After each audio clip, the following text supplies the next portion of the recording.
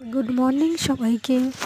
আজকে সকাল 7:30টার সময় উঠে দেখি কি পরিমাণে কুয়াশা পড়েছে। এত পরিমাণে কুয়াশা পড়েছে যে চারিদিকে দেখা যাচ্ছে না, পুরো অন্ধকার হয়ে রয়েছে। এই বছরের প্রথম এত কুয়াশা দেখলাম আমি।